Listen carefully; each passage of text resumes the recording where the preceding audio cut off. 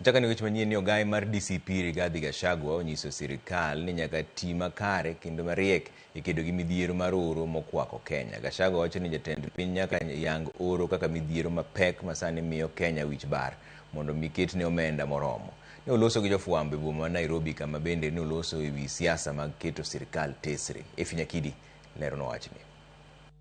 E apis duond bura ma DCP buore Nairobi, ogai ma duond bura no Rigathi Gachagua otwa kod jofwambo kama owacho ni piny owacho nyaka rid tol mar kedo gi oro ma okwako counties mamoko pachoka ahinya to mago mag Mandera, Wajir, Marsabit kod Garissa e kin mamoko. Kuom mano, odwaro mondo jatend piny William Ruto oyang chal makamano kaka midhiero maduong' ma nyaka ket maino e kedo go. William Ruto must declare the drought in northern Kenya a national disaster.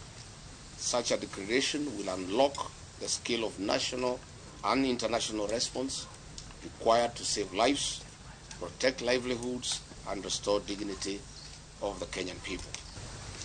Over the last few days, I've received many tearful messages from Kenyans across the country, and especially from our brothers and sisters in northern Kenya, where drought continues to tighten its grip just as families prepare for the holy month of Ramadan.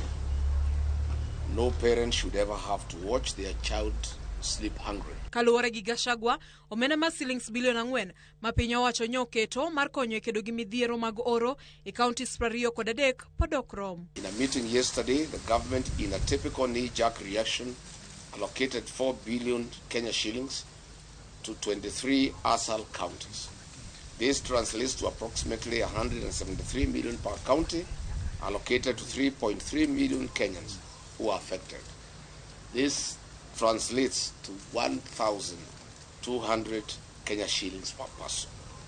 These funds are way below the minimum food basket recommended by the United Nations to approximately Kenya shillings 2,700 per person in the rural areas.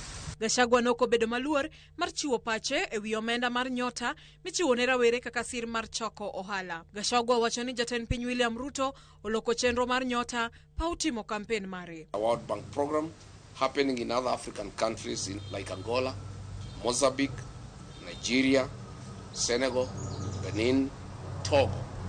Yet we have not seen their presidents turn in this into re-election campaign rallies across their countries. E duoko mare, jagoro mongirore migawo mar riwruoge Saga Susan Mangeni owacho ni NYOTA en chenro machiwo ikruok makare ni rawere e yor ohala. Omedo ni mano gino ma inyalo ng'e mana gi jal manigi chenro makare ni rawere mapachoka kendo onge gino mabiro miyo gi gichung NYOTA. E weche mag jal mabiro bede ong'ala manyime e kinde yiero ma higa 2027, Gachagua wacho ni gibiro yango e kinde mowinjore. Magi timore e kinde ma jatend piny William Ruto ikore ne limbe mare mar counties manie nyandwat mar piny Kenya kama ichane nyasi machiwo sir omenda NYOTA ne rawere. Nyakidi, Ramogi TV, Nairobi.